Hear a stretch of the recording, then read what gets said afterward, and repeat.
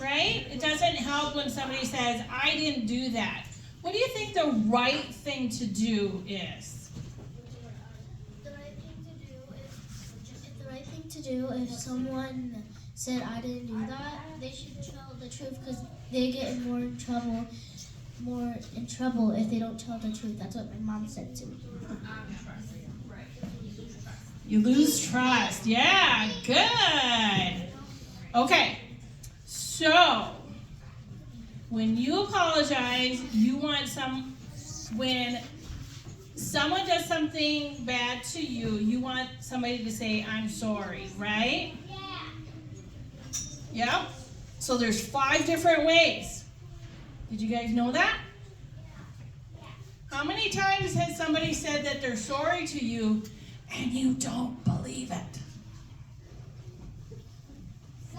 Because they keep on doing it, right?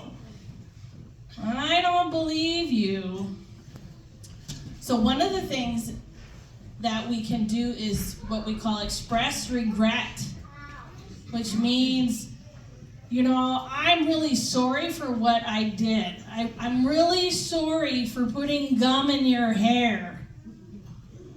I'm really sorry about that. Never, ever say, but you were irritating me. Then that doesn't work, okay? So just being able to express regret. I'm really sorry that I did that. The second way is accepting responsibility for what you did. So what does that mean? I was wrong. Have you guys ever had to say that? I was wrong. I'm sorry. You're right. I was wrong. There was a show that I used to watch when I was younger. It was called Happy Days. And there was this cool guy on there that rode a motorcycle and wore a leather jacket, and his name was the Fonz. And he would always go, hey. But you know what his problem was? He couldn't say he was wrong. He'd start to say it, and he would say, I was. He couldn't say he was wrong. Sometimes people need to hear that. That's another language of apology.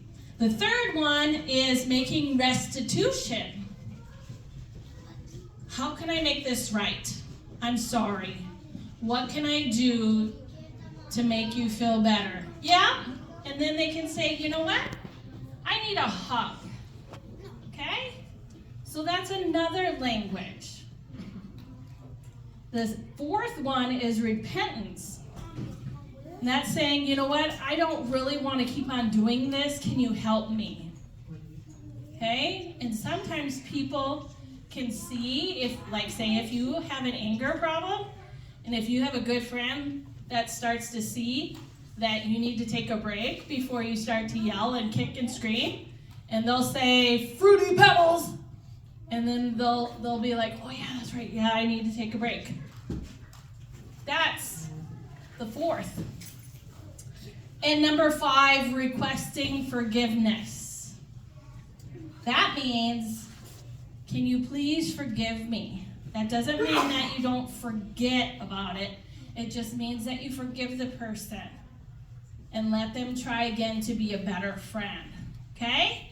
So the 5 ones are expressing regret, accepting responsibility, making restitution, repenting, asking for forgiveness. Those are the 5 languages, and just 5 apology languages.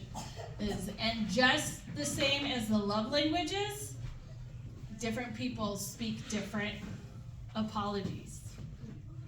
Okay? So just remember that. And that goes the same for kids. If parents say, I'm sorry, I'm sorry, I'm sorry, I'm sorry all the time, and then continue to lose their cool, that trust isn't developed that they're really sorry. Okay?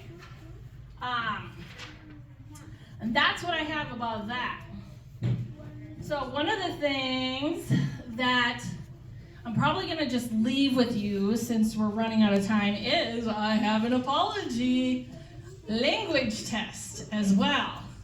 so that you guys can each find out what kind of apology language you need spoken to you. This is probably more so for adults, but you could probably figure out a way to find out for your children as well. And then it has the results. So I can leave that with you. But one of the things that I want to leave with each of you guys, we'll do something fun here. So if you could make sure everybody in your table